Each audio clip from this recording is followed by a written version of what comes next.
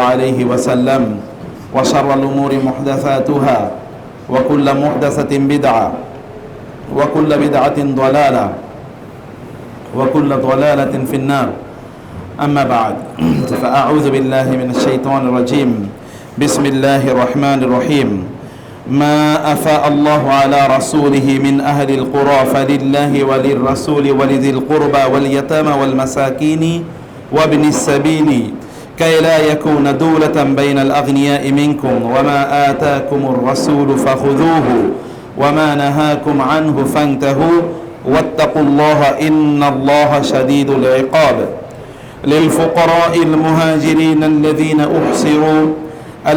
أخرجوا من ديارهم وأموالهم يبتغون فضلا من الله ورضوانا وينصرون الله ورسوله أولئك هم الصادقون والذين تبوأوا الدار والإيمان من قبلهم يحبون من هاجر إليهم ولا يجدون في صدورهم حاجة مما أوتوا ويؤثرون على أنفسهم ولو كان بهم خصاصة ومن يوق شح نفسه فأولئك هم المفلحون আল্লাহ সুবহানাহু ওয়া তাআলা শুকর আদায় করছি তিনি আমাদেরকে আজকের জুমার সালাত আদায়ের জন্য মসজিদে আসার তৌফিক দান করেছেন বলে আলহামদুলিল্লাহ। রাসূলুল্লাহ সাল্লাল্লাহু আলাইহি ওয়াসাল্লাম এর উপর দরুদ এবং সালাম বর্ষিত হোক। আল্লাহুম্মা সাল্লি ওয়া সাল্লিম আলা নবিয়িকা মুহাম্মদ আল্লাহুম্মা সাল্লি আলাইহি আল্লাহুম্মা বারিক আলাইহি। আমরা হয়তো জুমার নামাজ পড়তে আসতে পেরেছি, কিন্তু আমাদের ভাই বোনদের মধ্যে পৃথিবীতে অনেক জায়গায় অনেকে আছেন যারা সলাতুল জুমা আদায় করার জন্য আসতে পারেননি। আমরা হয়তো আমাদের সন্তানদেরকে নিয়ে নামাজ পড়তে আসতে পেরেছি, কাউকে বাসায় রেখে এসেছি। সন্তানদের একটু যদি অসুখ হয় তাহলে তখন আমরা পেরেশান হয়ে যাই। আমি আসছিলাম, একজন ভদ্রলোক তিনি ফোন করেছেন বহু দূর থেকে এবং তার সন্তানরা একটু অসুস্থ, তার স্ত্রী একটু অসুস্থ। এই কারণে তিনি শুক্রবার যেহেতু দোয়া কবুলের কিছু মুহূর্ত আছে, এই কারণে তিনি দোয়া চেয়েছেন। কিন্তু এমন অনেক মায়েরা আছেন, বাবারা আছেন, তাদের সন্তানদের লাশগুলো তারা খুঁজে পাচ্ছে না। আছে কিনা বলেন তো? লাশ, কোনো মা তার সন্তানের লাশের ক্ষতবিক্ষত অংশটুকু, কখনো পা, কখনো হাত, কখনো মাথা, এটুকু হয়তোবা তারা খুঁজে পাচ্ছেন, অথবা খুঁজেও পাচ্ছেন না কোনো কিছু। আপনি যে ফিলিস্তিনের দিকে তাকান, গাজার দিকে তাকান, অথবা সিরিয়া বা অন্যান্য জায়গাগুলোতে এমনও তো হচ্ছে এবং প্রতি মুহূর্তে তা হচ্ছে। অতএব আমাদের আল্লাহ শুকর আদায় করা দরকার না যে আল্লাহ যে আমাদেরকে নিরাপত্তা দান করেছেন। আল্লাহ তাআলা বলেছেন কুরাইশদেরকে লক্ষ্য করে, ফালিয়াবুদু রাব্ব হাযাল বাইত আল্লাযী আত'আমাহুম মিন জু' ওয়া আমানাহুম মিন খাউফ। লোকেরা এই ঘরের রবের ইবাদত করা উচিত, কারণ রব তাদেরকে খাদ্য প্রদান করেছেন, তার না খেয়ে মারা যাওয়ার কথা ছিল। তাদেরকে নিরাপত্তা প্রদান করেছেন, তাদের ভয়ে মারা যাওয়ার কথা ছিল। মরুভূমি, দস্যুরা তাদেরকে আক্রমণ করার কথা, অথবা বিভিন্ন ধরনের হিংস্র প্রাণী তাদেরকে আক্রমণ করে ছিন্ন বিচ্ছিন্ন করে খেয়ে ফেলার কথা। কিন্তু তারা নিরাপদ, কারণ বাইতুল্লাহর কারণে আল্লাহ তাআলা মক্কাকে নিরাপদ নগরী ঘোষণা করেছেন না? মক্কাকে আল্লাহ তাআলা কি করেছেন? নিরাপদ নগরী ঘোষণা করেছেন। ওয়াহাদাল বালাদুল আমিন, এই নিরাপদ শহরের শপথ আল্লাহ তাআলা করেছেন। ওয়ামান দাখালাহু কানা আমিনা, কেউ যদি বাইতুল্লাহ প্রবেশ করে বা হারামে প্রবেশ করে তাহলে সে কি? নিরাপদ। ওয়ায়াতাখাত্তাফুন নাসু মিন হাওলিহা, তারা কি দেখে না যে এখানে কেউ যদি প্রবেশ করে তাহলে নিরাপদ থাকে, কিন্তু এর চারপাশের লোকদেরকে ছবল মেরে নিয়ে যাওয়া হচ্ছে, তারা কি দেখে না? কারণ হচ্ছে নিরাপত্তা আল্লাহ তাআলা প্রদান করেছেন। আল্লাহ সুবহানাহু ওয়া তাআলা বলেছেন, একজন লোক ইযা জাআহুম আমরুম মিনাল আমনি আওয়াল খাউফি আযাউ বিহি, নিরাপত্তা যে আল্লাহর পক্ষ থেকে নেয়ামত। আল্লাহ তাআলা একটা কারিয়া, একটা জনপদের কথা বলেছেন, কানাত মুতআমিনাতাম মুতমাইন্নাতান, যে এটি ছিল নিরাপদ এবং এটি ছিল প্রশান্ত। মক্কাকে আল্লাহ তাআলা বললেন, কিন্তু যেহেতু তারা আল্লাহ ফাকাফারাত বিআনউমিল্লাহ ফাযাকাহুল্লাহু লিবাসাল জু'i ওয়াল খাউফ। আল্লাহ তাআলা মক্কার কথা বলেছেন, এই হারামের কথা বলেছেন, যেখানে বাইতুল্লাহ আছে, যেখানে আল্লাহর ঘর, বলে যেই জায়গাটি, যেই ঘরটি আছে আল্লাহর ঘর নামে, এটাকে আল্লাহ তাআলাই বলেছেন ইন্না আউওয়ালা বাইতি উদিয়া লিন-নাস। এছাড়াও পৃথিবীতে প্রথম নির্মিত ঘর, শুধু তাই না, সেটি আমাদের কিবলা।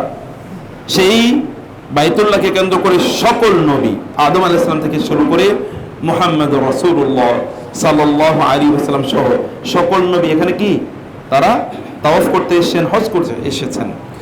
সেই হারামকে, মক্কাকে আল্লাহ সুবহানাহু ওয়া তাআলা বলেন কানাত আমিনাতাম মুতমাইন্নাহ, এটা ছিল নিরাপদ এবং প্রশান্ত। ফাকাফারাত বিআনউমিল্লাহ, অতঃপর এই জনপদের লোকেরা আল্লাহর নিয়ামতের প্রতি কুফরি করলো। এরপরে আল্লাহ তাআলা কি করলেন, ফাআযাকাহাল্লাহু লিবাসাল জুই ওয়াল খাউফ। আল্লাহ তাআলা এর আগে আল্লাহ তাআলা বলেছেন আতআমাহুম মিন জু ওয়া আমানাহুম মিন খাউফ, তাদের কোনো ভয় ছিল না, খাদ্যের কোনো অভাব ছিল না। কিন্তু আল্লাহর নিয়ামতের অস্বীকার করার কারণে আল্লাহ তাআলা কি করেছেন, তাদের খাদ্য এবং রিজিক যেটি আল্লাহ তাআলা সেটি তাদের জন্য বন্ধ করে দিলেন, অর্থাৎ তাদের দুর্ভিক্ষ লেগে গেল। এবং 2 নম্বর বিষয় হচ্ছে তাদের নিরাপত্তা আল্লাহ সুবহানাহু ওয়া তাআলা তুলে নিয়ে গেলেন তাদের কাছ থেকে, আর তারা নিরাপদ না। এবং আপনারা জানেন যখন রাসূল সাল্লাল্লাহু আলাইহি ওয়াসাল্লাম মদিনায় হিজরত করে যান, বদরের যুদ্ধের পর, উহুদের যুদ্ধের পর মক্কায় কিন্তু দুর্ভিক্ষ লেগে গেছে। এবং তারা রাসূল ইসলামের কাছে তারা একটু ভিক্ষার মতো করে বলেছিল, আমাদের জন্য বদদোয়া করো না, আমরা না খেয়ে মারা যাবো অন্যথায়, আমাদের জন্য তুমি বদদোয়া করো না। রাসূল ইসলামকে বলেছিলেন বদদোয়া করো না, আমরা না খেয়ে মারা যাবো, আমরা তোমারই আত্মীয়-স্বজন। আল্লাহ সুবহানাহু ওয়া তাআলা কেন তাদের দুর্ভিক্ষ দিলেন, কেন দিলেন বলেন তো, কি জন্য? কারণ তারা আল্লাহর নিয়ামতের শুকর আদায় করে নাই। যে আমরাও তো আল্লাহর নিয়ামতের শুকর আদায় করি না। আল্লাহর কত নিয়ামত আছে আপনার সামনে, আপনি খেয়ে মসজিদে আসতে পারছেন, আপনার ছাদ আছে কমপক্ষে, ছাদ কমপক্ষে তো নতুন মসজিদ আলহামদুলিল্লাহ, কিন্তু তারপরে তো বসার জায়গা আছে। কিন্তু পৃথিবীর অন্য জায়গায় কিন্তু ওরা বসার জায়গা পায় নাই, ওদের মসজিদগুলো হয়তো অন্যরা চূর্ণ বিচূর্ণ করে দিয়েছে। আপনি নিরাপদ, আপনি এখানে আসলে কোনো সমস্যা নেই ইনশাআল্লাহ। কিন্তু অনেক জায়গা আছে সেখানে তারা মসজিদে একত্রিত হলে রাডার দিয়ে পর্যবেক্ষণ করে ওইখানে বোম মেরে তাদেরকে হত্যা করে ফেলা হবে, এরকম আছে না? হচ্ছে কিনা? এরকম হচ্ছে তো। অতএব আল্লাহ সুবহানাহু ওয়া তাআলার নিয়ামতের শুকর আদায় করতে হবে প্রিয় ভাইরা, সম্মানিত বোনেরা। নতুন মসজিদ, এই মসজিদের প্রতি আমাদের দায় আছে, দায়িত্ব আছে, কারণ এটা আমাদের নিরাপত্তার স্থান। এই মসজিদের রাস্তা ধরে আমরা কোথায় যাই? জান্নাতের পথ আমাদের, এটি আমাদের জান্নাতের পথ। এখান থেকে ওয়াকালবুহু মুআল্লাকুম বিল মাসাজিদি, রাসূলুল্লাহ সাল্লাল্লাহু আলাইহি ওয়াসাল্লাম বলেছেন ওই ব্যক্তি কিয়ামতের দিন আরশের ছায়ায় আশ্রয় পাবে যেই ব্যক্তি এর অন্তরটা মসজিদের সাথে লেগে থাকে। মসজিদের সাথে লেগে থাকা মানে কি? এক নামাজের পর ইন্তজার সালাতি বাদা সালাত, এক নামাজের পর আরেক নামাজের জন্য সে কি উদ্গ্রীব থাকে, কখন নামাজের সময় হবে। আয়েশা রাদিয়াল্লাহু তাআলা বলতেন যখন মসজিদ থেকে আল্লাহু আকবার আল্লাহু আকবার এতটুকু যখন ঘোষণা হতো, আসরান নবী সাল্লাল্লাহু আলাইহি ওয়াসাল্লাম, রাসূল সাল্লাল্লাহু আলাইহি ওয়াসাল্লাম এত দ্রুত তিনি ছুটে যেতেন, মনে হচ্ছে তিনি আমাদের কাউকে চেনেন না, মনে হচ্ছে কাউকে চেনেন না। কারণ ঘোষণা এসেছে কার? আল্লাহু আকবারের ঘোষণা এসেছে, আল্লাহু আকবার ঘোষণা এসেছে, এরপরে তিনি যেন কাউকে আর চেনেন না, এভাবে তিনি ছুটে যেতেন আল্লাহ সুবহানাহু ওয়া তাআলার পানে। তিনি বেলালকে বলতেন আকিমিস সালাতা আরিহনা বিহা ইয়া বেলাল, বেলাল মনটা খুব খারাপ, নামাজের ব্যবস্থা করো, আমি একটু নামাজ পড়ে আমার মনটাকে শান্ত করতে চাই। মনটাকে কি করতে চাই? শান্ত করতে চাই। আলা বিযিকরিল্লাহি তাতমাইনুল কুলুব। এখন ইয়াং যারা আছেন, এই যে তোমরাও এখানে যারা আছো, আপনারাও যারা আছেন, মুরব্বীরাও এখনো খুব হতাশা, খুব হতাশা, কি করব, ব্যবসা ঠিক মতো চলে না, চাকরি ঠিক মতো নাই, সন্তানগুলো ঠিক মতো চলছে না, এরকম অনেক হতাশার কারণ। কিন্তু আল্লাহ সুবহানাহু ওয়া তাআলা বলছেন তোমরা আমার জিকির করো, আমি তোমাদের হতাশা দূর করে দেব। তোমরা আমার জিকির করো, আমি তোমাদের হতাশা দূর করে দেব। এটা করতে হয়। সম্মানিত ভাইরা এবং বোনেরা, কয়েকটা বিষয় আমি আপনাদের দৃষ্টি আকর্ষণ করবো আজকে। এর মধ্যে 1 নম্বর হচ্ছে আমরা মুহররম মাসে রয়েছে, তাই না? মুহররম মাসে রয়েছে, সামনে আশুরা। আশুরা রোজা রাখা রাসূলুল্লাহ সাল্লাল্লাহু আলাইহি ওয়াসাল্লাম এর উপর এবং মুসলিম উম্মার উপর আগে ফরজ ছিল। রমাদানের রোজা ফরজ হওয়ার আগে আশুরার রোজা কি ছিল? ফরজ ছিল। কিন্তু যখন রমাদানের রোজা ফরজ হয় তখন আশুরার রোজাটা কি হয়ে যায়? নফল হয়ে যায়। কিন্তু তার সওয়াব বিশাল সওয়াব রয়ে গিয়েছে। আয়েশা রাদিয়াল্লাহু তাআলা বলেছেন, আমরা আমাদের সন্তানদেরকে কুন্না না'মুরু সুবিয়ানানা বিল আশুরা, আমরা আমাদের সন্তানদেরকে অথবা বিসিয়ামি আশুরা, আশুরার দিন রোজা রাখার জন্য নির্দেশ করতাম আমাদের সন্তানদেরকে, শিশুদেরকেও তাদেরকে আমরা রোজা রাখাতাম আশুরার দিনে। এখন যদি আপনি আশুরার দিনে রোজা রাখেন, তাইলে আপনি পূর্বের 1 বছরের গুনাহগুলো আল্লাহ সুবহানাহু ওয়া তাআলা মাফ করে দেবেন, আপনার এই সুবিধা আপনি ভোগ করবেন। রাসূলুল্লাহ সাল্লাল্লাহু আলাইহি ওয়াসাল্লাম বলেছেন, সাওমু ইয়াউমি আশুরা ইন্নী আহতাসিবু আলাল্লাহি আন ইউকাফিরা সানাতাল্লাতী ক্বাবলা, আশুরার দিনে রোজার কারণে আমি আল্লাহর কাছে প্রত্যাশা করি আল্লাহ তাআলা আমার অতীতের 1 বছরের গুনাহ মাফ করে দেবেন। অতএব আশুরার দিন রোজা রাখতে হবে। রাসূলুল্লাহ সাল্লাল্লাহু আলাইহি ওয়াসাল্লামের জীবদ্দশায় 10ম বছরে এসে সাহাবায়ে কেরামরা বললেন, ইয়া রাসূলুল্লাহ, তার মৃত্যুর আগে, ইয়া রাসূলুল্লাহ, কারণ তিনি হজ করে গিয়েছেন, এরপরে তিনি কি আশুরার রোজা তিনি রাখলেন মুহররমে। সাহাবায়ে কেরামরা এসে তাকে বলেন, ইয়া রাসূলুল্লাহ, আপনি আমাদেরকে বলেছেন খালিফুল ইয়াহুদা ওয়ান নাসারা, তোমরা ইহুদি এবং নাসারাদের মতো হইও না, তাদের বিপরীত কাজ করো, তারা যেই পথ দিয়ে চলে তোমরা সেই পথ দিয়ে চলবে না, তারা যেই কথা বলে যেভাবে বলে তোমরা তা বলবা না, তারা যা খায় অথবা তাদের যে লাইফস্টাইল তা তোমরা ফলো করবে না। এটা রাসূলুল্লাহ সাল্লাল্লাহু আলাইহি ওয়াসাল্লাম বলেছেন।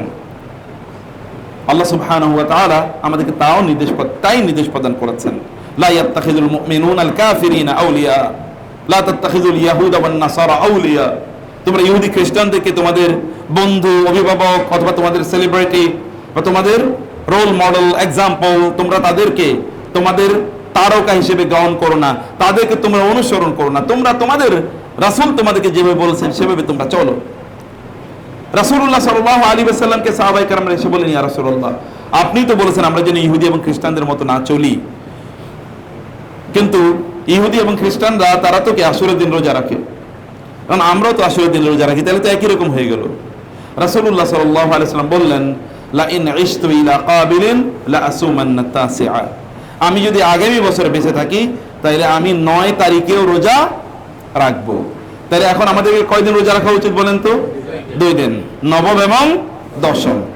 আরেকটি মুসনাদে আহমদের হাদিসে এসেছে, তা হলো সাওমু ইয়াওমান ক্বাবলাহু ওয়া ইয়াওমান বা'দাহু, তোমরা আশুরার দিনের আগের দিন অথবা পরের দিন মিলিয়ে রোজা রাখো, অর্থাৎ নবম এবং দশম অথবা দশম এবং 11তম, এই 2 দিন তোমরা রোজা রাখবে, একদিন রোজা রাখবে না, অর্থাৎ শুধু আশুরার দিন তোমরা রোজা রাখবে না। আশুরার দিনকে কেন্দ্র করে বহুত বেদাত রয়েছে আমাদের সমাজে, বিশেষ করে শিয়ারা প্রচুর পরিমাণ বেদাত শুরু করে, মানে এখানে তারা চালু করেছে, এবং তথাকথিত একদল গরম সুন্নি অথবা এরাও আসলে বেদাতি, তারা সুন্নি দাবি করে তারা এখানে বিভিন্ন ধরনের উৎসব আনন্দ তারা এখানে শুরু করেছে, বা তারা এখানে অন্যরা করে শোক এবং মাতম, আর এরা করে কি আনন্দ এবং ফুর্তি। 2টি দল এখানে তৈরি হয়েছে, একদম নাসিবি আর রাফেজি। রাফেজি শিয়ারা, নাসিবি হচ্ছে এরা, সুন্নি নাম দিয়ে তারা এই কাজটি করেছে বা করছে। এবং এই কারণে দেখবেন আশুরার দিন তারা পিঠা বানায় অথবা তারা কি মিষ্টি বিতরণ করে, তারা খায় এবং তারা চোখে সুরমা লাগায়, সুন্দর জামা কাপড় পরে তারা বিভিন্ন জায়গায় ঘুরে ঘুরে বেড়ায়, আর ওরা করে হায় হোসেন করে মাতম করে। দুটাই ইসলাম থেকে 100 ভাগ দূরে অবস্থান করছে, 100 ভাগ, 1 ভাগও ইসলামের মধ্যে নাই, 100 ভাগই তারা দূরে অবস্থান করছে, এবং দুটোই কি এখানে বেদাতি কাজ তারা শুরু করেছে। অথবা এই দুটোর একটাও করা যাবে না। হোসেন রাদিয়াল্লাহু তাআলা হচ্ছে শত শত হাজার হাজার লক্ষ লক্ষ গুণ বেশি মর্যাদা কার? আলী রাদিয়াল্লাহু তাআলা আনহু। আলী রাদিয়াল্লাহু তাআলা আনহুকে লোকেরা হত্যা করে নাই? করেছে কিনা? আলী রাদিয়াল্লাহু তাআলা আনহুকে তো হত্যা করেছে বা তাকে শহীদ করেছে। তার চেয়ে আরো বহু বহু বেশি মর্যাদাবান কে হচ্ছে ওসমান ইবনে আফফান রাদিয়াল্লাহু তাআলা আনহু। তাকে কি হত্যা করা হয় নাই? নৃশংসভাবে হত্যা করা হয়েছে। তার চেয়ে আরো অনেক অনেক বেশি মর্যাদাবান কে? ওমর ইবনুল খাত্তাব রাদিয়াল্লাহু তাআলা আনহু। তাকে কি হত্যা করা হয় নাই? করা হয়েছে। এরা সবাই শহীদ হয়েছেন, এরা তাদের জন্য মর্যাদা, কিন্তু তাদের নিয়ে কোনো নামও নাই, কোনো কথাও নাই। আমির হামজা কে নিয়েও তো কোনো আলোচনাই নাই, রাসূলুল্লাহ সাল্লাল্লাহু আলাইহি ওয়াসাল্লামের চাচা এবং প্রথম ইসলাম গ্রহণকারী ব্যক্তিদের একজন, যিনি ইসলাম গ্রহণ করার পর আরবের লোকেরা তটস্থ হয়ে গিয়েছিল। হামজা ইসলাম গ্রহণ করেছে, হামজা ছিল বাঘ। ওমর যখন ইসলাম গ্রহণ করেছে রাদিয়াল্লাহু তাআলা আনহু, তখন তো আরব বিশ্বে আর ইসলামের বিরুদ্ধে, মুসলমানদের বিরুদ্ধে কথা বলার মতো, স্পষ্ট করে সামনে এসে কথা বলার মতো লোক পাওয়া যাচ্ছিল না, ভয় আতঙ্কে। তাহলে তাদের জন্য আমাদের কেমন হওয়া উচিত? তাহলে এটা পুরোটাই একটা চক্রান্ত এবং ষড়যন্ত্র। আব্দুল ইবনে সাবা নামক এক লোক ইহুদি ছিল, সে মুসলমানের হওয়ার ভান ধরে মূলত এই নতুন করে এই শিয়াবাদ তাসাইয়ুর রীতি আবিষ্কার করেছে। সম্মানিত ভাইরা এবং বোনেরা, এই কেন্দ্রিক আবার নতুন আরেকটি ফিতনা তৈরি হয়েছে। তাহলে এই সময়ে একদল লোক তারা মিম্বরে দাঁড়িয়েই, মিম্বরে বসেই তারা কারবালার ইতিহাস তারা বর্ণনা করবে অ্যাজ ইফ আশুরার দিনে কেবল কারবালাই ঘটেছে। কারবালা এবং আশুরা এর মধ্যে বহু কি বছরের পার্থক্য রয়েছে। রাসূলুল্লাহ সাল্লাল্লাহু আলাইহি ওয়াসাল্লাম মদিনায় যাওয়ার পর তিনি লোকদেরকে জিজ্ঞেস করলেন, মদিনা ইহুদিদেরকে, যে তোমরা এই মা হাযাল ইয়াউম আল্লাযী তাসুমুনা ফীহি, তোমরা যে এই দিনটা রোজা রাখো, এটা কিসের দিন, কি কারণে তোমরা রোজা রাখো? বলা হচ্ছে হাযা ইয়াউমুন, এটা এমন একটা দিন আনজাল্লাহু ফীহি মূসা ওয়া আগরাকাল্লাহু ফীহি ফিরআউন। এই দিন হচ্ছে সেই দিন যেই দিন আল্লাহ সুবহানাহু ওয়া তাআলা মূসা আলাইহিস সালাম এবং তার জাতিকে রক্ষা করলেন, ফিরআউন এবং তার জাতিকে কি করেছেন? নিমজ্জিত করে মারাছেন। ফাসামাহু মূসা এই কারণে শুকর আদায় করার জন্য এই দিন তিনি রোজা রাখতেন, এবং আমরাও এই কারণে রোজা রাখি। রাসূলুল্লাহ সাল্লাল্লাহু আলাইহি ওয়াসাল্লাম বললেন, নাহনু আহাক্কু বিমূসা মিনকুম, আমরা তো তোমাদের চেয়ে মূসার অনেক বেশি কি নিকটবর্তী, এবং মূসার তার যে শুকর আদায় করার যে কাজটি, এই ক্ষেত্রে তোমাদের চেয়ে আমরা আরো বেশি শুকর আদায় করা উচিত, কারণ মূসা আমার ভাই। তোমরা তো মূসা আলাইহিস সালামের অনুসরণ করো না। আল আম্বিয়া ও আন নবিয়ুনা ইখওয়াতুন লিইল্লাতিন, রাসূলুল্লাহ সাল্লাল্লাহু আলাইহি ওয়াসাল্লাম বলেছেন যে অনেকগুলো কারণে নবীরা তারা কি, তারা ভাই ভাই, নবীরা সকল। অতএব মূসা আলাইহিস সালাম আমার ভাই, ও আখি, তিনি আমার ভাই। রাসূলুল্লাহ সাল্লাল্লাহু আলাইহি ওয়াসাল্লাম বললেন আমরা এই কারণে রোজা রাখি। অতএব এখানে এবং আরেকটি বর্ণনা আছে, মুসনাদে আহমদের একটি বর্ণনা আছে যে এই দিন নূহ আলাইহিস সালাতু ওয়াস সালামের তার যে জাহাজটি, এটি জুদি পাহাড়ে গিয়ে ঠেকেছিল। ওয়াস্তাওয়াত আলাল জুদি পাহাড়ে গিয়ে ঠেকেছিল। এই কারণে নূহ আলাইহিস সালাম রোজা রেখেছেন। যাই হোক, এই কারণে আমরা রোজা রাখি। অতএব এই ঘটনাটা ঘটেছে কারবালার আরো বহু বছর আগে, 50 বছর আগের ঘটনা। অতএব কারবালা তারপরে ঘটনা, একই দিনে ঘটেছে, খুবই নির্মম এবং দুর্ভাগ্যজনকভাবে ঘটেছে, কিন্তু ওইটার সাথে কোনো সম্পর্ক নাই। কিন্তু এটাকে এখন একদল লোক কেবল এর সাথে সম্পৃক্ত করে ফেলেছে। এটা ছাড়া যেন কারবালা ছাড়া যেন আসলে কি আশুরার কোনো আলোচনাই নাই। কোথায় কারবালার, কোথায় আশুরা? হুসাইন রাদিয়াল্লাহু তাআলা আনহুকে আমরা এত বেশি ভালোবাসি, এটা কেবল আল্লাহর রাসূলের ভালোবাসার কারণে। যেমনি ভাবে রাসূলুল্লাহ সাল্লাল্লাহু আলাইহি ওয়াসাল্লাম হাজরে আসওয়াদকে লক্ষ্য করে, ওমর রাদিয়াল্লাহু তাআলা হাজরে আসওয়াদকে লক্ষ্য করে বলেছিলেন যে তুমি পাথর ছাড়ার কিছুই না, অতএব আমি তোমাকে চুম্বন করছি। এটা এই কারণে, কারণ আমি দেখেছি রাসূল সাল্লাল্লাহু আলাইহি ওয়াসাল্লাম তোমাকে চুম্বন করছেন, আদারওয়াইজ তুমি তো ইন্নাকা হাজারুন, তুমি তো পাথর ছাড়া কিছুই না। রাসূলুল্লাহ সাল্লাল্লাহু আলাইহি ওয়াসাল্লাম হুসাইনকে ভালোবাসতেন, তিনি বলেছেন হুসাইন মিন্নি ওয়া আনা মিনহু, হুসাইন আমার অংশ, আমি হুসাইনের অংশ। আমি হুসাইনের ব্যাপারে তিনি বলেছেন, হে আল্লাহ, হুসাইনকে যে ভালোবাসে তুমিও তাকে ভালোবাসো। এরকম সব সই বর্ণনা, সবই সত্য, কিন্তু এর উপর ভিত্তি করে হাই হুসাইন অথবা মাতম করা, এটা পুরোটাই কি জাহিলিয়াত। এই জন্য রাসূল সাল্লাল্লাহু আলাইহি ওয়াসাল্লাম বলেছেন আমার উম্মার মধ্যে জাহিলিয়াতের 3টা জিনিস থাকবে। উম্মার মধ্যে জাহিলিয়াতের কয়টা জিনিস থাকবে? 3টা জিনিস। এর মধ্যে একটা হচ্ছে কি আন নিয়াহা, অর্থাৎ মৃতদের জন্য শোক বরণ করা। যেমন এখন আপনারা শোক অথবা কি মৃত্যু বার্ষিকী অথবা 40 7 দিন মারা যাওয়ার পর 7ম দিন অথবা 40 দিন অথবা প্রতি বছর মৃত ব্যক্তিদেরকে কেন্দ্র করে বিভিন্ন ধরনের শোকের আয়োজন করা হয়, এটা কিন্তু জাহিলিয়াত। রাসূলুল্লাহ সাল্লাল্লাহু আলাইহি ওয়াসাল্লাম বলেছেন আমার উম্মার মধ্যে 3টি জাহিলিয়াত থাকবে, তোর মধ্যে এটা একটা জাহিলিয়াত। তো প্রিয় ভাইরা, কিন্তু এর উপর ভিত্তি করে আবার আরেক দল লোক তারা ইয়াজিদকে তারা গালিগালাজ করতেই থাকে। হযরত ইবনে তাইমিয়া রাহিমাহুল্লাহ তিনি বলেছেন যে তাকে গালিগালাজও করা যাবে না, তার কোনো প্রশংসাও করা যাবে না, তার কোনো আলোচনাই প্রয়োজন নেই, কারণ তার বিষয়টা কার কাছে নিবেদিত? আল্লাহ সুবহানাহু ওয়া তাআলার কাছে। আল্লাহ ফয়সালা করবেন, আল্লাহ কি করবে সেটা আল্লাহ জানেন। আল্লাহ যদি পৃথিবীর যদি ফেরাউনকে আল্লাহ তাআলা ক্ষমা করে দেন, তাহলে আমাদের কি কোনো অবজেকশন আছে নাকি? বলেন তো, কথা বুঝেন না আপনারা? ফেরাউনকে যদি আল্লাহ বলেন যে যাও তোমাকে ক্ষমা করে দিলাম, জান্নাত দিলাম, আপনি কি বলবেন না অবজেকশন আছে আমার? বলতে পারবেন? আপনার নিজের জান্নাত যাবেন কিনা এটাই তো খবর নেই, আপনি ফেরাউনের অবজেকশন দেবেন কিভাবে? আল্লাহ যদি বলেন, এবং তিনি বলবেন না, আমরা সেটা জানি, কারণ আল্লাহ সুবহানাহু ওয়া তাআলা আল্লাহর রাসূল বলে দিয়েছেন ফেরাউন কোথায় থাকবে, আল্লাহ বলে দিয়েছেন যে ফেরাউন আদখিলু আলা ফিরআউন আশাদ্দাল আযাব, আল্লাহ তাআলা বলেছেন। কিন্তু আমরা বলছি যে আল্লাহ কাউকে ক্ষমা করে দিলে লা ইউসআলু আম্মা ইয়াফআলু ওয়া হুম ইউসআলুন, আল্লাহ বলেছেন তিনি কোনো কাজ করলে কেউ তাকে জিজ্ঞেস করতে পারে না। জিজ্ঞেস করবে কিভাবে? আপনি তো সেই দিন নিজকে নিয়ে ব্যস্ত থাকবেন, আপনি সেই দিন কার ব্যাপারে আল্লাহ কি ফয়সালা দিয়েছেন আপনি কিভাবে জানবেন? আপনার জানার সুযোগ কই? ওয়ামতাজুল ইয়াওমা আইয়ুহাল মুজরিমুন, সেদিন আপনি কোথায় থাকবেন তো আপনি জানেনই না। আপনার সন্তানদেরকে, আপনার পিতামাতা, আত্মীয়স্বজনকে আপনি খুঁজে পাবেন না, আর অন্যদের কথা তো বহুত পরের কথা। নিজকে নিয়ে আপনি নাফসি নাফসি বলতে থাকবেন সেদিন, নবীরা বলতে থাকবেন নাফসি নাফসি। সেদিন কার কি ফয়সালা করেছে আপনি কি জানেন? অথবা আল্লাহ সুবহানাহু ওয়া তাআলা তিনি, রাসূলুল্লাহ সাল্লাল্লাহু আলাইহি ওয়াসাল্লাম বলেছেন তোমাদের কেউ জান্নাতে তার আমলের মাধ্যমে প্রবেশ করতে পারবে না। রাসূলুল্লাহ সাল্লাল্লাহু আলাইহি ওয়াসাল্লাম বলেন আপনি, সাহাবায়ে কেরাম বলেন আপনিও কি আমলের মাধ্যমে প্রবেশ করতে পারবেন না? রাসূলুল্লাহ সাল্লাল্লাহু আলাইহি ওয়াসাল্লাম বলেন ওয়ালা আনা, আমিও না, বরং আল্লাহর অনুগ্রহের মাধ্যমে কি করব? জান্নাতে যাব। তাহলে আমাদেরকে জান্নাত চাইতে হয় আল্লাহর কাছে, ইবাদত করার পরে বলতে হয় আল্লাহ আমাদের ইবাদত কবুল করে নাও। বুঝেন নাই কথা? ইবাদত করার পরেও আল্লাহকে কি বলতে হয়? আল্লাহ আমার ইবাদত কবুল করে নাও। যেমন আপনি জানেন ইব্রাহিম আলাইহিস সালাম এবং তার ছেলে ইসমাঈল আলাইহিস সালাম, তারা দুজনে বাইতুল্লাহ নির্মাণ করার পর আল্লাহর কাছে দোয়া করেছেন না, রব্বানা তাকাব্বাল মিন্না ইন্নাকা আনতাস সামিউল আলিম। আমরা নামাজে সালাম ফিরানোর পরে কি বলি বলেন তো?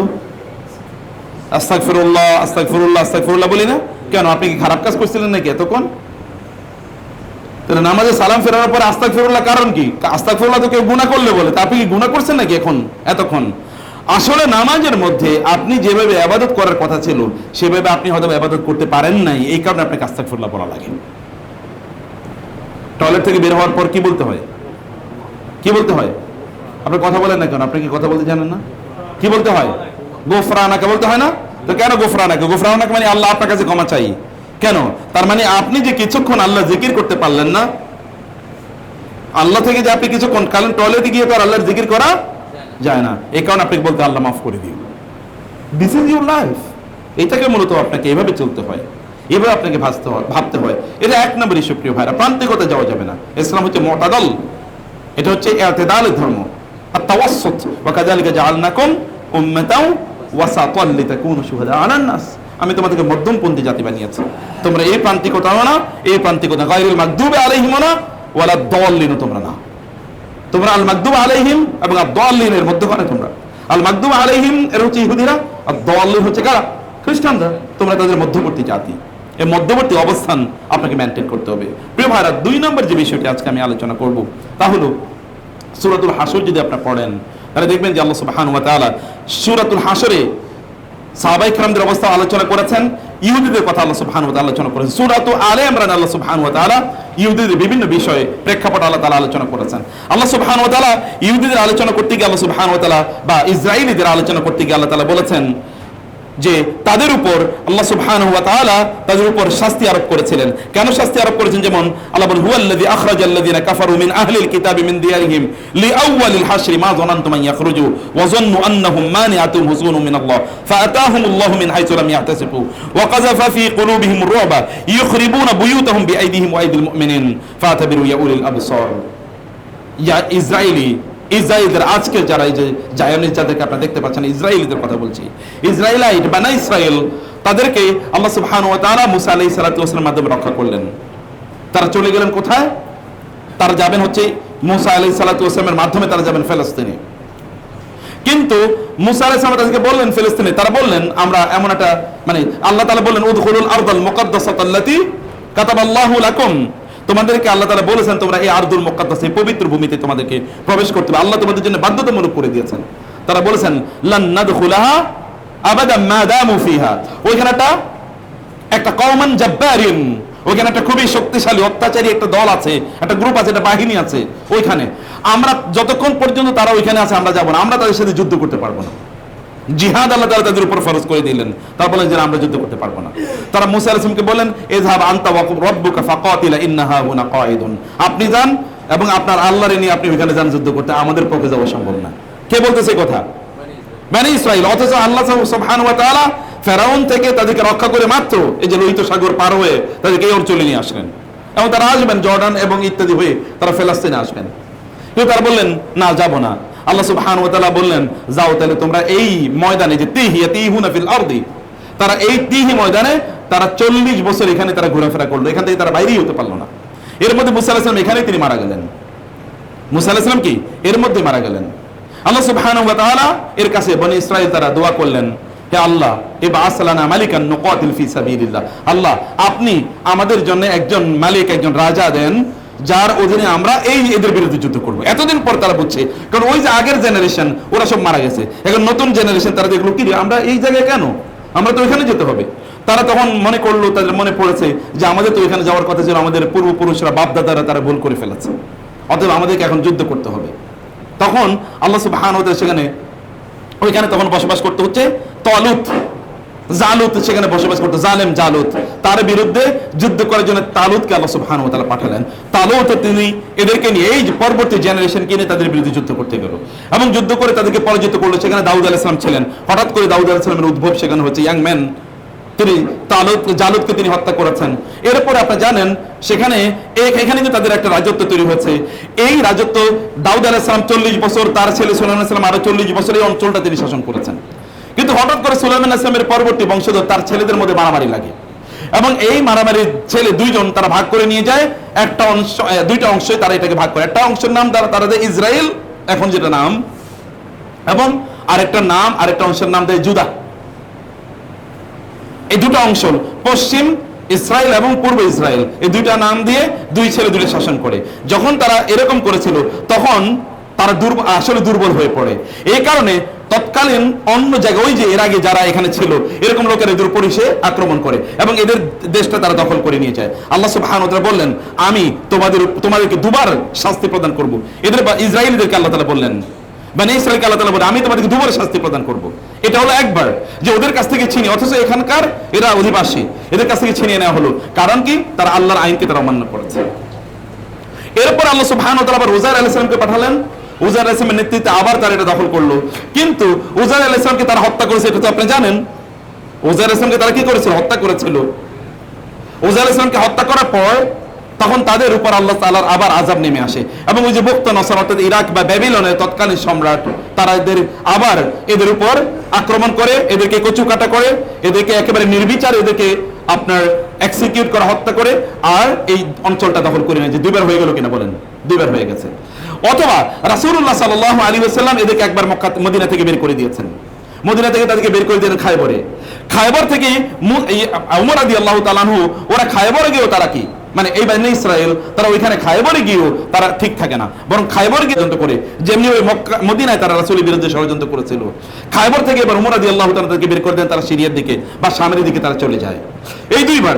এরপরে আল্লাহ সুবহানাহু ওয়া তাআলা বলেছেন, তোমরা যদি ভালোভাবে চলো তাহলে তোমাদেরকে কি আমি শান্তি দেব, কিন্তু তোমরা যখনই বাঁকা হবা তখনই তোমাদেরকে আবার আমরা কি করব?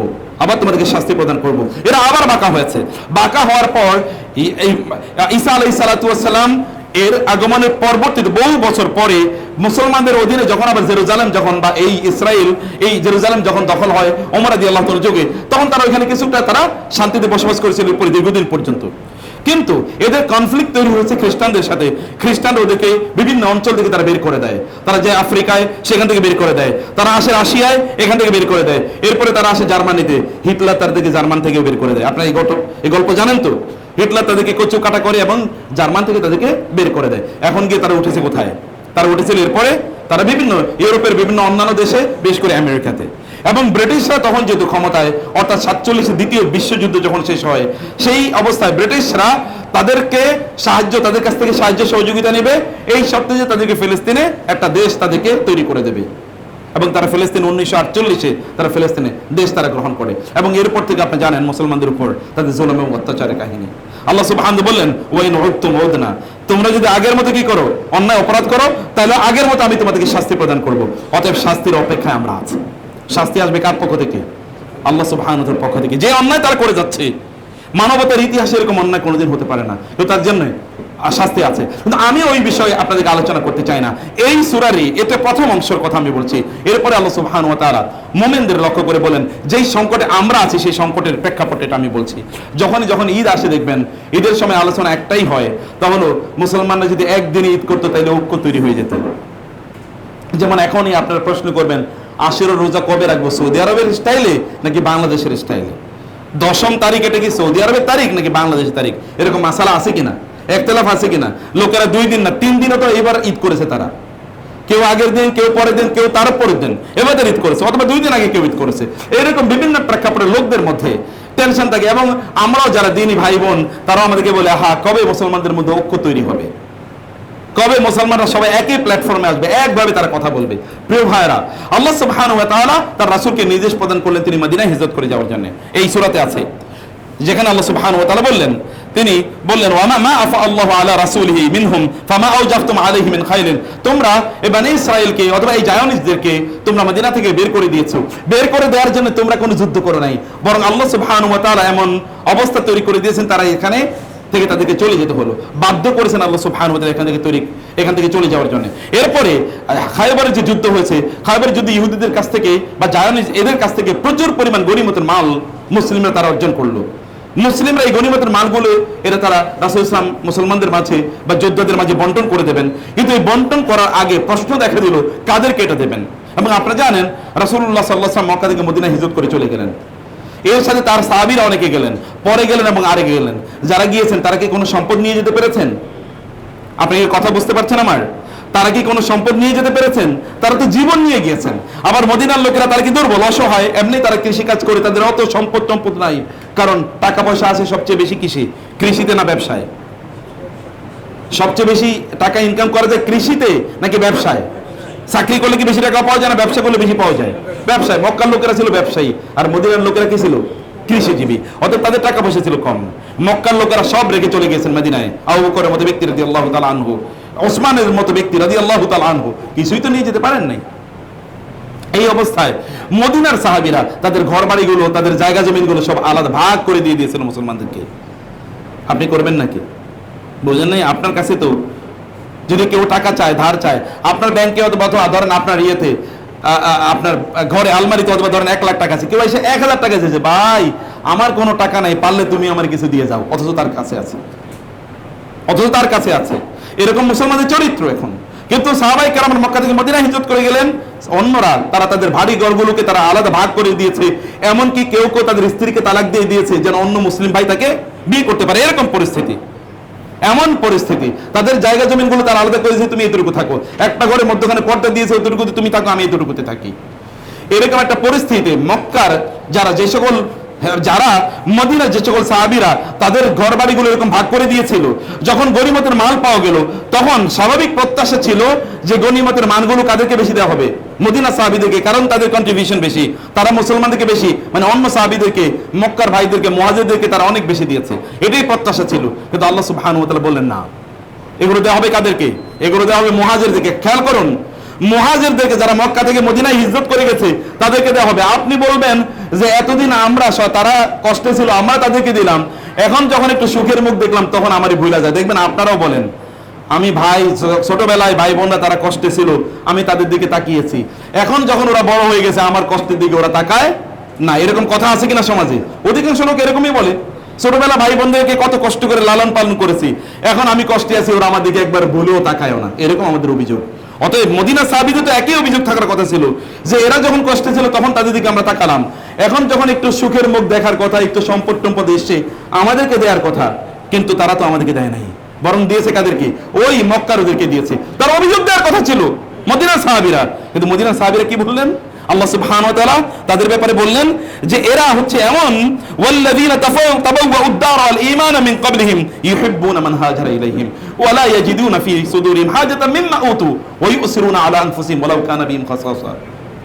আল্লাহ সুবহানাহু ওয়া তাআলা তাদের ব্যাপারে 4টি কথা বললেন। এর মধ্যে একটা হচ্ছে যারা এর আগে মদিনায় বসবাস করত এবং তারা ঈমানকে তারা প্রাধান্য দিয়েছে, ঈমানের কারণে তাদের সম্পত্তিগুলো অন্য মুসলিম ভাই বোনদের সাথে তারা বন্টন করে নিয়ে গিয়েছিল। আল্লাহ তাআলা বললেন যারা ওদের কাছে হিজরত করে এসেছে তারা তাদেরকে পরম ভালোবাসে। তারা তাদেরকে কি করে? পরম ভালোবাসে। বুঝেন নাই? আপনার যে ছোট ভাই বোনদেরকে আপনি ছোটবেলায় লালন পালন করেছেন, এখন তারা আপনার দিকে তাকায় না, কিন্তু আপনি তাদেরকে পরম ভালোবাসেন। এটা রেয়ার, অ্যাবসলিউটলি রেয়ার ঘটনা এটা। কিন্তু মদিনার মুসলমানদের ব্যাপারে এই আনসারীদেরকে আল্লাহ তাআলা বললেন তাদের ব্যাপারে যে যারা হিজরত করে এসেছে তারা এখন এই যাদের কাছে হিজরত করে এসেছে এই আনসারী সাহাবীরা মুহাজিরদেরকে প্রচন্ড ভালোবাসে। অথচ সম্পদ বন্টনের ইস্যু, কিন্তু সম্পদ বন্টনের সময় মারামারি লাগে নাকি মারামারি লাগে না? কোনটা? বাবা মারা গেছে, এরপরে সম্পদ বন্টনে দুই ভাই এতদিন ভালো ছিল, যখনই সম্পদ বন্টনের কথা এসছে বাপ মারা গেছে, এরপরে দুজন এখন শত্রু, একজন আরেকজনের দিকে তাকায় না, চেহারাও তাকায় না, চেহারাও দেখে না, মধ্যখানে কি দিয়েছে? দেয়াল দিয়ে দিয়েছে যেন একজন আরেকজনের চেহারাও না দেখে। আর এদের অবস্থা হচ্ছে যে আল্লাহ বলেন ইউহিব্বুনা মান হাজারা ইলাইহিম। 2 নম্বরে ওয়ালা ইয়াজিদুনা ফি সুদুরিহিম হাজাতাম মিম্মা উতু। ওদেরকে যে আল্লাহ রাসূল গনিমতের মাল যে তাদেরকে দিয়ে দিলেন, এদের অন্তরে এ নিয়ে কোনো ক্ষোভ নাই। কেন তাকে বেশি দিল, আমাদেরকে কেন দিল না? আমরা এতদিন ধৈর্য ধরলাম, আমরা ইসলামের জন্য এত করলাম, আমরা দেশটা দিয়ে দিলাম, আমরা তাদেরকে সম্পদ দিয়ে দিলাম, আমরা যুদ্ধের মধ্যে বেশি শহীদ হলাম, আমাদেরকে কিছুই দিল না, এদেরকে সব দিয়ে দিল। এদের অন্তরে কোনো কি নাই, ক্ষোভ নাই। এবং 3 নম্বরে আল্লাহ রাসূল আল্লাহ তাআলা বলেছেন ওয়ায়ুসিরুনা আলা আনফুসিহিম ওয়ালাউ কানা বিহিম খাসাসা, এদের নিজেদের পেটে কোনো খাবার নাই, কেউ তারপরে তারা ওই ভাইদেরকে খাবারগুলো দিয়ে দেয়। তাদের নিজেদের কিচ্ছু নাই খাবার, কেউ তারা দিয়ে দেয় কাদেরকে, ওই ভাইদেরকে, মুহাজিরদেরকে। ভাই আজকে তোমার বাসায় খাবার নাই, না খাবার নাই, ঠিক আছে আমার খাবারটা দিয়ে দিলাম। মুসলমানদের চরিত্র শুনেন, মালিক ইবনে দিনার এর কথা বলছি। মালিক ইবনে দিনার তিনি লিখছিলেন, পড়ছিলেন, তিনি হঠাৎ করে মানে রাতের বেলা তার স্ত্রী, বিকাল সন্ধ্যাবেলা তার স্ত্রী এসে বললেন, কালকে তো ঈদ, আপনার কি হুঁশ আছে? বলে তার কালকে ঈদ নাকি? বলে হ্যাঁ, তো আপনার সন্তানদের জামা কাপড় কিনে দেওয়া লাগবে না? বলে আচ্ছা আচ্ছা ঠিক আছে ঠিক আছে, আমি ভুলে গেছিলাম, আগামীকাল ঈদ, ভুলে যাচ্ছেন, এত বড় আলেম। আচ্ছা ঠিক আছে তুমি থামো। তিনি দৌড়ে গেলেন তার এক বন্ধুর কাছে। বন্ধুর কাছে যাওয়ার পর বন্ধু কি করলেন, তারকে একটা থলে দিলেন, একটা থলে স্বর্ণ মুদ্রা, যে এটা নিয়ে যাও। এটা নিয়ে তিনি বাসায় চলে আসলেন। আসার পরে তিনি এটা দেখলেন, খুলে দেখলেন যে এখানে কি অনেক স্বর্ণ মুদ্রা আছে, খুবই খুশি, এগুলো দিয়ে জামা কাপড় কিনবেন। এর মধ্যে একজন লোক এসে দরজা ধাক্কা দিল। বললো কে? বলে মালিক আমি তোমার বন্ধু অমুক। বলে কি জন্য এসো? আচ্ছা ঠিক আছে দাঁড়াও, কি জন্য এসো? বলে আগামীকাল যে ঈদ, আমার তো মনে ছিল না, আমার বাচ্চাদের জন্য জামা কাপড় কেনা লাগবে, কিছু টাকা পয়সা দাও। বলে আচ্ছা ঠিক আছে দাঁড়াও। এসে স্ত্রীকে গিয়ে বললেন ওইখান থেকে অর্ধেক টাকা পয়সা দিয়ে দাও, আমার বন্ধুরে দিয়ে দিই, ও জামা কাপড় কেন, আমরাও কিনি। বলে তুমি এরকম কৃপণ কেন? তোমার বন্ধু তোমার পুরাটা দিয়েছে, আর তোমার বন্ধুরে তুমি অর্ধেক দিতে চাও। আগের বন্ধু তোমার দিয়েছে পুরাটা, তুমি অর্ধেক দিতে চাও, এটা কেমন, এত কৃপণ কেন? বলে কি করতে? বলে পুরাটাই দিয়ে দেবো। তিনি তাকে দিয়ে দিলেন। দিয়ে দেওয়ার পর ওই যিনি নিয়ে গেলেন, ওনার কাছে আবার আরেকজন আসলে, উনি এগুলো নিয়ে এমন জামা কাপড় কিনতে যাবেন। এর মধ্যে আরেকজন এসে দরজা টোকা দিল, ভাই ভাই কে? আরে আমার তোমার বন্ধু অমুকে। বলে কি ব্যাপার বলো? বলে জামা কাপড়, বাসায় বাচ্চাদের জামা কাপড় কেনার নাই, কিছু টাকা পয়সা দেবো। বলে আচ্ছা দাঁড়াও দাঁড়াও দাঁড়াও। আচ্ছা ওই পুরার থলেটা ওই লোকের দিয়ে দিলেন। যাকে থলেটা দিয়েছেন এবার তৃতীয় বন্ধু, তিনি তাকে এদিকে এতক্ষণ হা করে তাকিয়ে আছেন। বলে কি ব্যাপার, তাকিয়ে আছেন কেন? বলে তুমি থলে কোথায় পেলে? বলে আমি মালিক ইবনে দিনারের কাছে পেয়েছি। বলে চলো তাড়াতাড়ি তার কাছে যাই। তার কাছে গিয়ে বলে মালিক তুমি এটা পেয়েছো কোথায়? বলে আমি আমার ওই বন্ধুর কাছে পেয়েছি। বলে সুবহানাল্লাহ, ঘটনা তো ঘটে গেছে। বলে কি? বলে আমি তো মূলত ওই বন্ধুর এই থলেটা দিয়েছিলাম আগে, ওই যে 1 নম্বর যেখানে মালিক ইবনে দিনার গিয়েছিল, বলে আমি তো ওরে দিয়েছিলাম। ও আমার কাছে গিয়ে বললো জামা কাপড় কেনার কিছু নাই, আমি তার এই থলেটা পুরো দিয়ে দিয়েছি, আমার বাসায় আর কিছুই ছিল না। বলে তো সে তোমাকে দিয়েছে আর তুমি আমার দিয়ে দিলা, মানে একই জিনিস ঘুরে ফিরে আবার আমার কাছে চলে আসে। এটা তৎকালীন যিনি মুসলিম বাদশাহ, তিনি শুনলেন এই ঘটনা, তিনি 3 জনকে পরের দিন ডেকে নিয়ে গেলেন। ডেকে নিয়ে বলে এরকম এরকম ঘটনা শুনেছে, ঘটনা কি সত্য? বলে হ্যাঁ ঘটনা সত্য। বলেন যে তাহলে ঠিক আছে আপনার দাঁড়ান। এদের প্রত্যেকের 1000 স্বর্ণ মুদ্রা দিয়ে দিলেন। দিয়ে বলেন এবার আপনার স্ত্রীর জন্য 2000 স্বর্ণ মুদ্রা, কারণ রিয়েল নায়িকা এখানে কে? আপনার স্ত্রী যদি অর্ধেক দিয়ে দিত তাহলে তারা আমরা খবরই পাইতাম না, তিনি পুরোটা দিয়ে দেওয়ার কারণে আমরা খবরটা পেয়েছি। বুঝেছি? এরকম ছিল মুসলমানদের চরিত্র। এখন আমাদের চরিত্র কোথায়? আপনি বলবেন যে মুসলমানদের মধ্যে ঐক্য নেই, আপনার ভাই বোনদের মধ্যে ঐক্য আছে নাকি? একই জায়গায় যে আমরা নামাজ পড়ি, এখানে ঐক্য আছে? কোথায় ঐক্য আছে? ঐক্য কোথায়? ঐক্য আপনি তৈরি করেন। কোন মুসলিম সাহাবায়ে কেরামরা একজন আরেকজনের সাথে দেখা হলে বলতেন ভাই কেমন আছো? আসসালামু আলাইকুম, ভাই কেমন আছো? আলহামদুলিল্লাহ ভালো আছে, আর কোনো কথা নেই। কিন্তু এই তিনি কিছুক্ষণ পরে গিয়ে ওর বাসায় গিয়ে বলতেন ভাই আমার 10,000 স্বর্ণ মুদ্রা লাগবে, 10,000 তুমি একটু আমারে দাও। বলে ঠিক আছে দাঁড়াও, দিয়ে দিতেন। মাত্র কথা হয়েছে কতটুকু, কেমন আছেন ভাই, এতটুকু। আর আমরা 3-4 ঘন্টা একসাথে চা খাওয়ার পর আড্ডা দিচ্ছি একসাথে, গল্প করতেছি একসাথে, এরপরে বলি ভাই আমার ওয়াইফ তো অসুস্থ, একটু ওষুধ নিতে হবে, কোনো টাকা নেই পকেটে, তুমি কটা টাকা দাও না। ভাই আল্লাহর কসম আমার কাছে কোনো টাকা নেই। অথচ 3 ঘন্টা কিন্তু এতক্ষণ আড্ডা দিয়েছে। তাহলে বন্ধুত্ব কি কোথায় এখন? ওনাদের বন্ধুত্ব প্রকাশিত ছিল না কিন্তু ইন্টারনালি ছিল, আর আমাদের বন্ধুত্ব এখন মুখে সব দিয়ে দেয় কিন্তু অন্তরে কোনো কিছুই নাই। প্রিয় ভাইরা, অন্তরে কোনো কিছু নাই। আপনারা এখানে যেই এখন যে একটা আপনার যে ভ্রাতৃত্ব তৈরি করেছেন, মসজিদ ভিত্তিক ভ্রাতৃত্ব, আপনাদের এই ভ্রাতৃত্বের জন্য সলিড সীসা ঢালা প্রাচীরের মতো যেন হয়। ইনশাআল্লাহ করতে পারবেন আপনারা, ইনশাআল্লাহ এটা আপনারা করুন। এগুলোতে বাধা কোথায় জানেন? অনেকগুলো জায়গায় এখানে বাধা। এক নম্বর হচ্ছে একজন আরেকজনের সমালোচনা করা। ইসলাম 4টি মৌলিক বিষয়ের উপর ভিত্তিশীল, রাসূলের 4টা হাদিসের উপর গোটা ইসলাম নির্ভর করছে। এর মধ্যে 1 নম্বর হাদিস হচ্ছে মান কানা ইউমিনু বিল্লাহি ওয়াল ইয়াউমিল আখির ফালিয়াকুল খায়রান আও লিয়াসমুত। ভালো করে শুনুন, কেউ যদি আল্লাহর প্রতি এবং আখিরাতের প্রতি ঈমান আনে তাহলে সে ভালো কথা বলবে অথবা কি থাকবে, চুপ থাকবে। ভালো কথা থাকলে বলুন, অথবা চুপ থাকুন, কারণ চুপ থাকলে আপনি বেঁচে যাবেন। যদি কথা বলেন, অপ্রয়োজনে কথা বলেন, তাহলে কি আল্লাহ সুবহানাহু ওয়া তাআলা জিহ্বা টেনে ছেড়ে ফেলবেন। এই কারণে আপনাকে জাহান্নামে যেতে হবে। অপ্রয়োজনে কথা বলবেন না, গীবত করবেন না, শিকায়ত করবেন না, মুসলমানের বিরুদ্ধে কথাবার্তা বলবেন না, তার দোষ ত্রুটি অন্বেষণ করবেন না। মৌমাছি হন, মাছি হবেন না। মাছি বসে কোথায় বলেন তো? ময়লায়। আর মৌমাছি বসে কোথায়? মধুতে। আপনি কি মৌমাছি হবেন না মাছি হবেন? মৌমাছি হন, মানুষের ক্ষত খুঁজে বের করবেন না। অমুকের ঘরে কি হয়েছে, তমুকের ঘরে কি হয়েছে, ওয়ালা তাজাসসু, তোমরা গোয়েন্দাগিরি করো না, ছিদ্র অন্বেষণ করো না। আরেকজনের ছিদ্র অন্বেষণ করবেন, আল্লাহ বিশাল ছিদ্র তৈরি করে দেবেন আপনার মধ্যে। এটা করবেন না। ভাতৃত্ব তো এমনি নষ্ট হয়। ভাতৃত্ব নষ্ট করার চেষ্টা করবেন না। অমন একটা ইয়াং জেনারেশন যেটা অমক একটা ভুল করছে, আতশ কাজ নিয়ে বসে থাকে, কোথায় ভুল করেছে। কেউ হয়তো বা ধরেন কারো 2 ঘন্টা লেকচার শুনছে, শোনার পরে এবার ওই জায়গায় একটু ভুল করছে, এটা নিয়ে এখন আর লেখা শুরু করে দেবে ফেসবুকে, অমক ওই ভুল করছে। গত 2 ঘন্টা কি শুধু তিনি ভুলটাই করছে, আর কিছু বলেন নাই?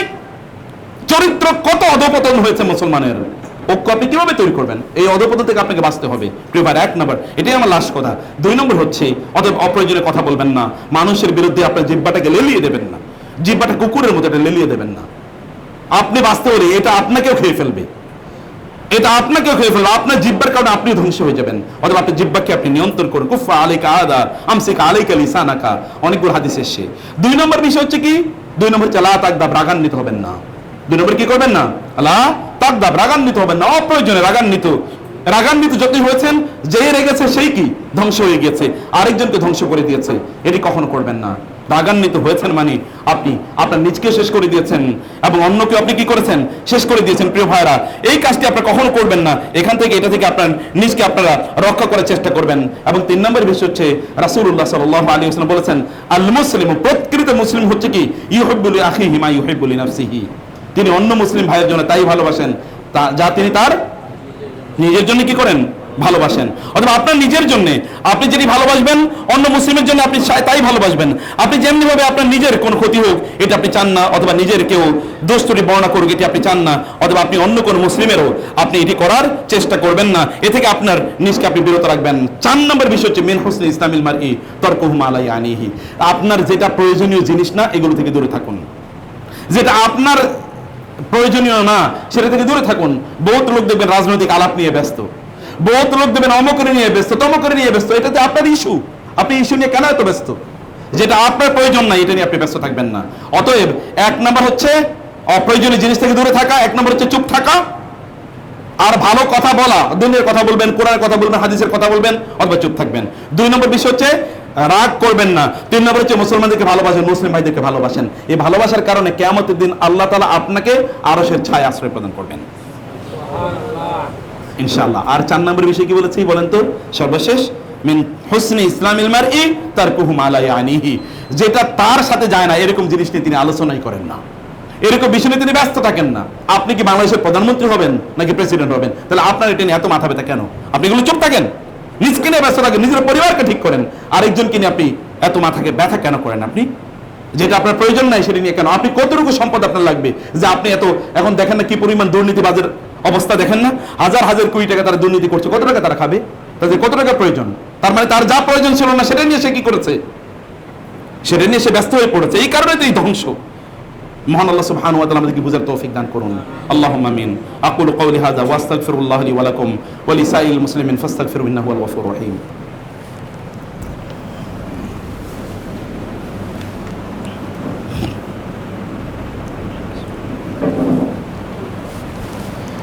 إن الحمد لله والصلاة والسلام على رسول الله وعلى آله وصحبه ومن والاه أما بعد فأعوذ بالله من الشيطان الرجيم بسم الله الرحمن الرحيم إن الله وملائكته يصلون على النبي يا أيها الذين آمنوا صلوا عليه وسلموا تسليما اللهم صل على محمد وعلى آل محمد كما صليت على إبراهيم وعلى آل إبراهيم إنك حميد مجيد اللهم بارك على محمد وعلى آل محمد كما باركت على إبراهيم وعلى آل إبراهيم إنك حميد مجيد। সম্মানিত ভাইরা, এই যে পাশে মসজিদ নির্মাণ হচ্ছে, এই মসজিদ এটা কার ঘর বলেন তো?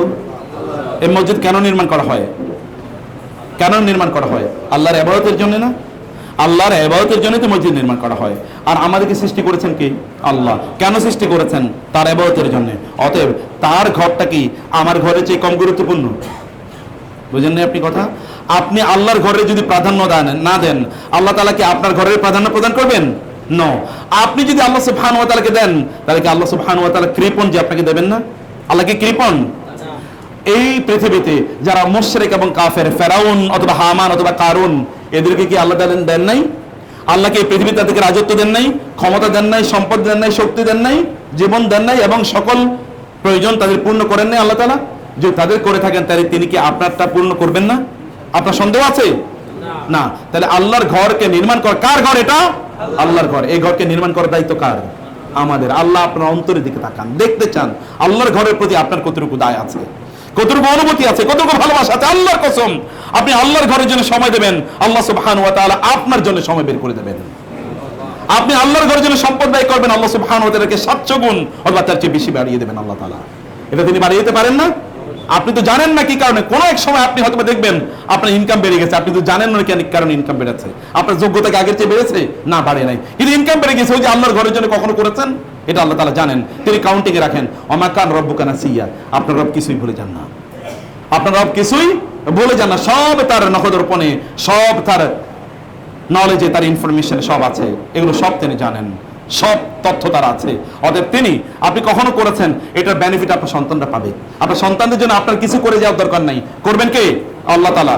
আপনার সন্তান আপনার আগেও তো মারা যেতে পারে, তাহলে কার জন্য আপনি করবেন?